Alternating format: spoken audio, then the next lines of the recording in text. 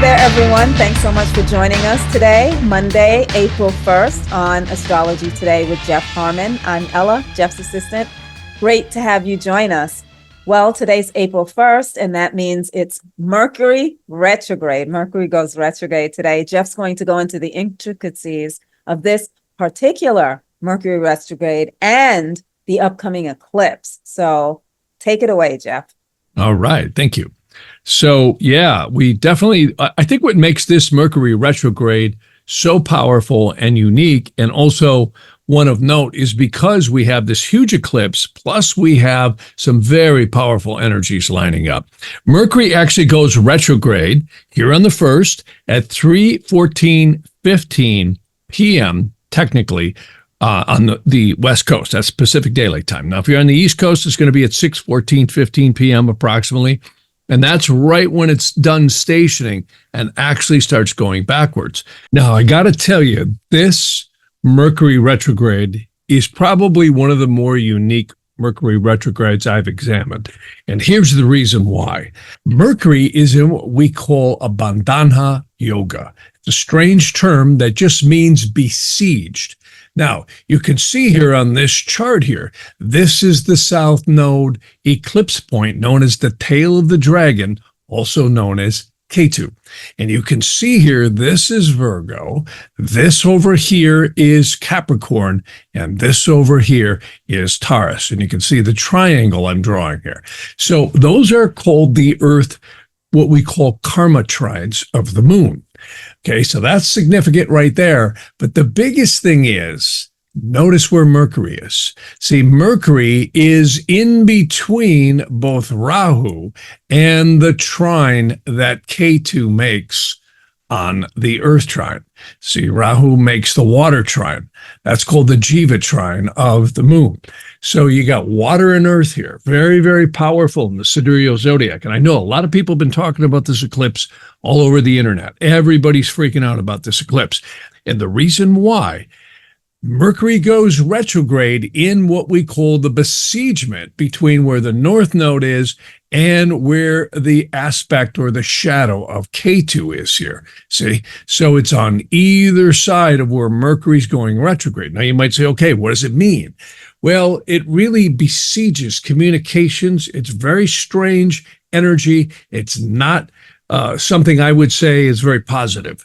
Definitely watch your data this time, back up, watch driving, be more careful. I mean, there's always accidents, but this can really cause communications between governments to get screwed up and between, you could say, all sides of the fence in mechanics and in communications. So here's the point. Mercury, as it goes retrograde, then we're going to, and of course, this is on the 1st, a week from now, on the 8th, we're going to get this very powerful eclipse. And I have to agree with many of the people. This eclipse is really powerful. This is the eclipse, which is going to come in next Monday on the 8th. And you can see this is the 0 degree point running right up across here. So anyone who's right along these lines are going to be able to really see that eclipse. Now, I know it's really peaking out somewhere here between Texas and also this area in Missouri is where it's really strong. When we overlay the eclipse from 2017, notice what it does. It does make a crisscross. Now, we're going to be talking a lot more about that next podcast next Monday, because this eclipse has really got my attention, because not only of the mathematics, but also because of the astrology. And I want to finish going back to that. But again, K2 throws its influence on the Earth trines, and Rahu is on the other side of Mercury. See, that's called besiegement or a bandhana yoga, which just simply means it's tied, it's imprisoned, or it's blocked. So Mercury, when it goes retrograde, see, right at around 3:14, in about half a minute there, 30 seconds, on Pacific time, April 1st here, tonight, it will go, or this afternoon, it will go retrograde. You can see the RX there. Now, Mercury is going to go backwards into the combustion of the sun between now and the 11th.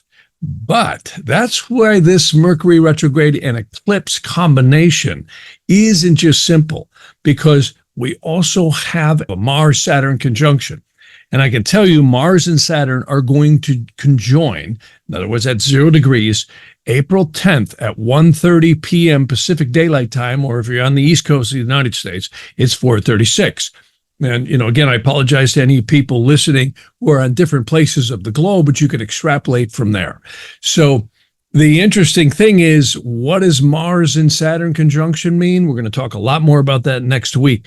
Very dangerous. That is an act of war and violence and trouble.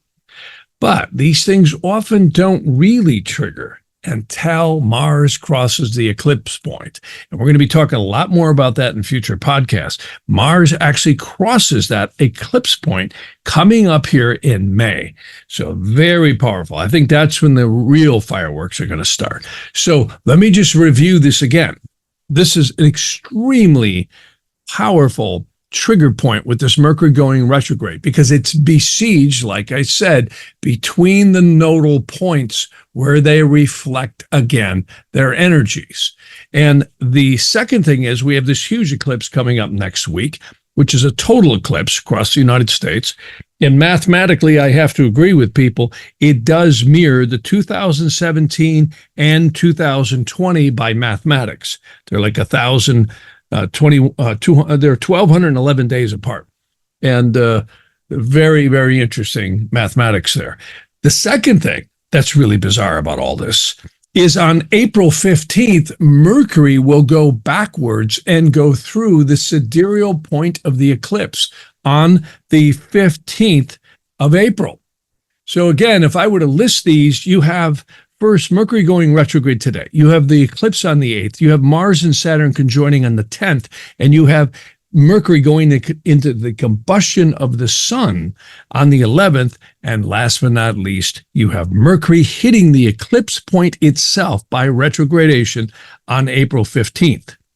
So very, very powerful stuff.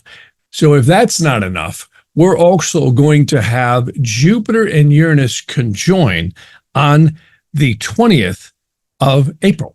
So we've got just a plethora of things coming at us. So this is very, very powerful. And we're going to be talking a lot more about this over the next couple of podcasts.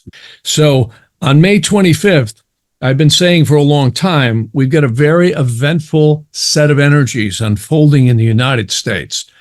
And we have probably one of the most powerful energies I've ever seen going on in the United States in a number of ways. First off, the big background energy is the Pluto return. And I've been mentioning this for a long time. Pluto is the destroyer. Pluto is literally like a magnifying glass. It's like taking a magnifying glass and focusing the sun rays. You can catch something on fire. It intensifies. And it's also transformative. It destroys whatever's there. It's like melting down metal and recasting it. And the United States is going through that. And again, to give you an idea what that one's about, the Roman Empire was destroyed, and many other nations, historians have noted that right around the 250-year mark, they either go through destruction or total rearrangement. And this is where we're at. And when we look at the mayhem that's been going on in this country and the attacks that have been going on to it in a multiple number of ways, it certainly seems like a Pluto return. And I think many people are very frustrated. And I also think we're getting more and more revelations at just how much subterfuge has been going on. So this is the power. And I think the other one that's really important to mention is this September, we have what we call the primary directed Saturn conjuncting the United States Mars. Now you might say, well, what does that mean? Well, every motion after a person's birth or the birth of a nation from its birth chart equals a year. In other words, every day equals a year. Earth is like a time machine. We talked about this before. Every rotation of the Earth after an event, or you could say a birth, whether it's a person or nation, equals a year per day. So the United States will be 248 years old this July 4th of 2024. And the progression of all the planets have moved that amount of degrees in the chart. And you can actually see here on the screen, primary directed, see, primary motion is meant for the Earth's rotation. and it's conjuncting the United States Mars. This has never happened before with Saturn conjuncting Mars. Exceedingly dangerous, exceedingly powerful. So we've got, kind of a snafu here going on where situation normal, all screwed up, right? I won't use the regular word, but it's definitely a time of revealing. And I think also inspiration inside of a crazy, chaotic time. The old snafu, huh? The old snafu, right? The old snafu, right? Well, while you were talking, I quickly put on my emerald, which rules Mercury. And I usually make sure to wear it when Mercury retrograde comes around, just as a, just to help protect me. Excellent. Yeah. A little bit. Yeah. I think that's really smart to do, actually, Ella. And that's actually quite good for you too, by the way. Yeah. Emerald. Yeah. Love that. Yeah, that's a beautiful emerald. I remember setting that for you at a good time. It was really good. I love setting gems for people because it really has brought energy. I actually thought gems at first were something that, one of my teachers was trying to sell me. And after I held the gem, the correct gems for me, which is selected by Vedic astrology, I was actually stunned. And what I do, I sell untreated natural gems, but I actually set them at a good astrological time to your birth chart, which is very important. And I often have to wait quite a bit of time in order to set it so that it's right.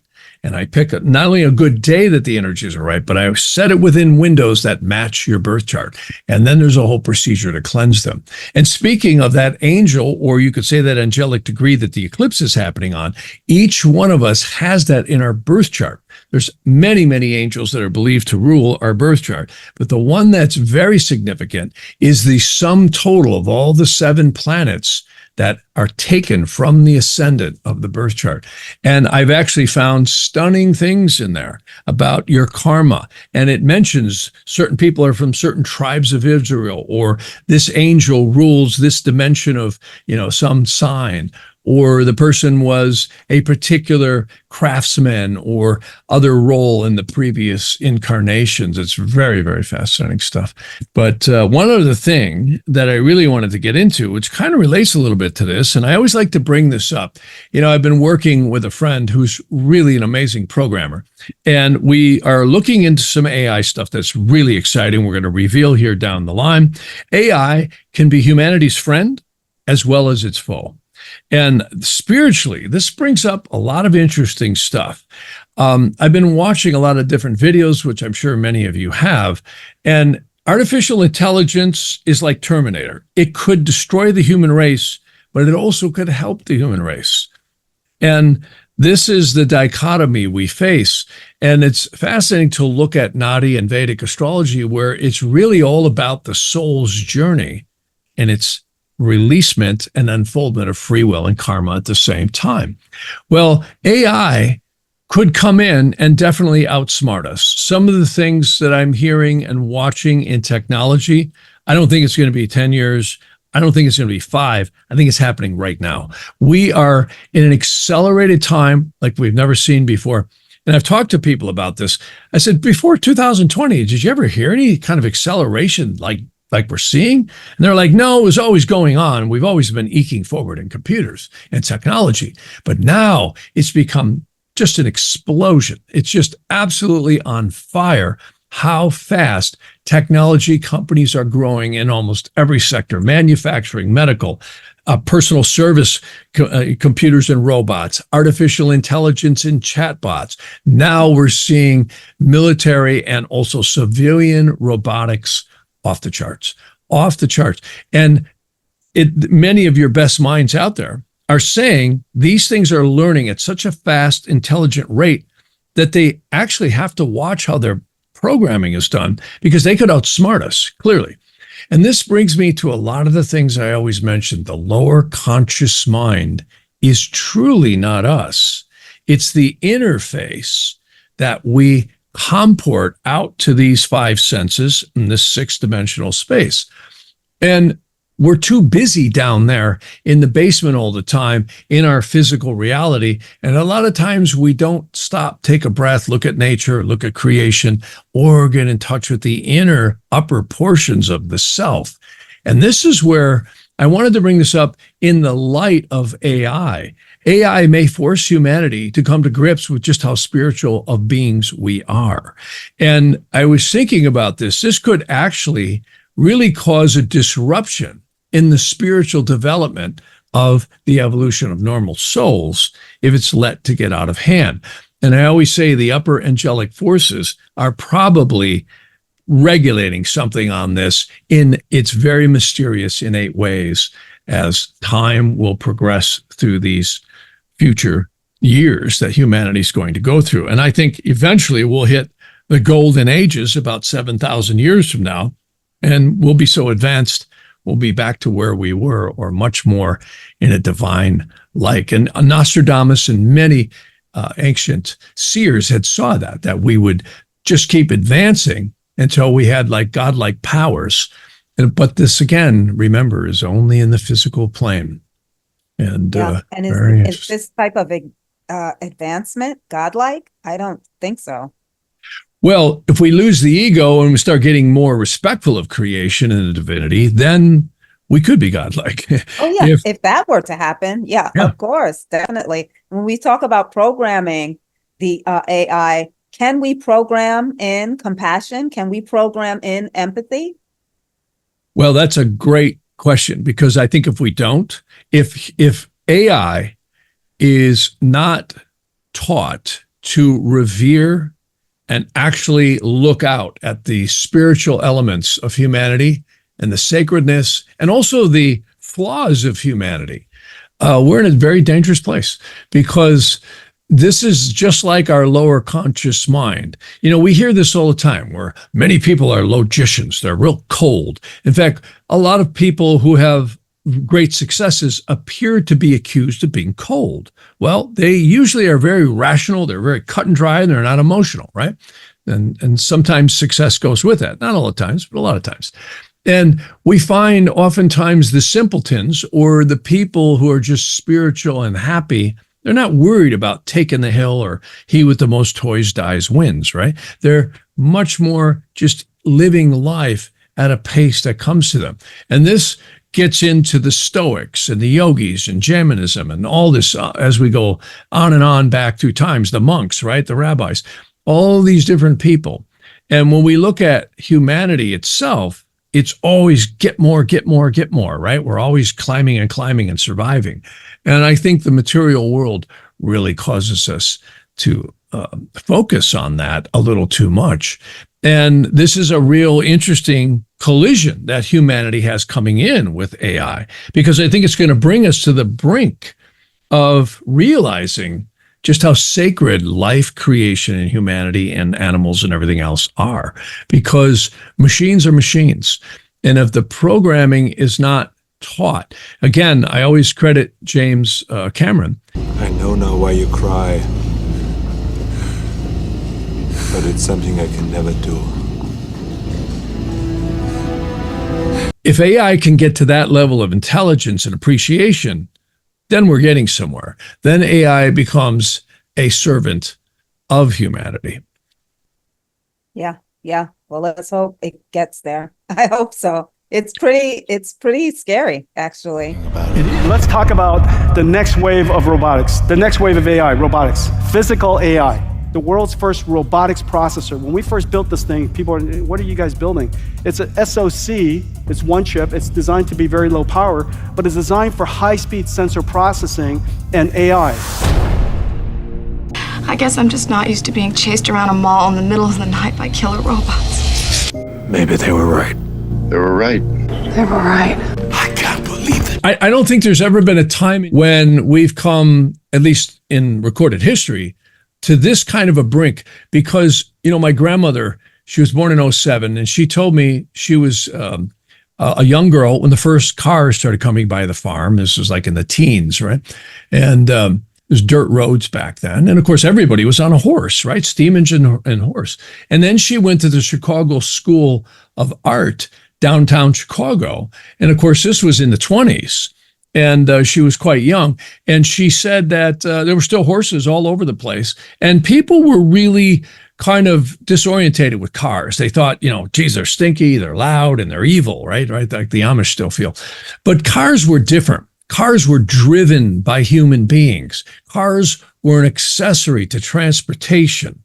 Almost everything in humanity so far, even whatever modality of transportation, has always been a direct interface with humans either controlling them, driving them, or orientating them somehow. AI is different. AI is now scary because they're talking about autonomous beings that are not driven and controlled directly by human beings, but learn on their own. You think about that. That is really scary stuff.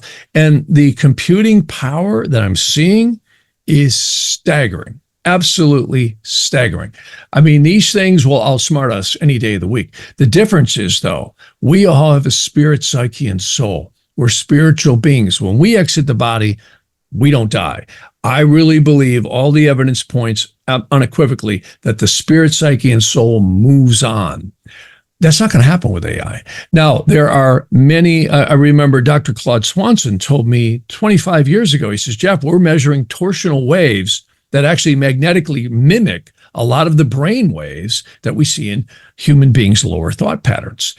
But that's where science and spirituality separate, because there's no way to fully measure the real magical etheric energy of the spirit, psyche, and soul. And I want to put something on the screen here. A friend of mine and his wife were in Ireland, and this is a picture of a church in Dublin that was from the 1200s.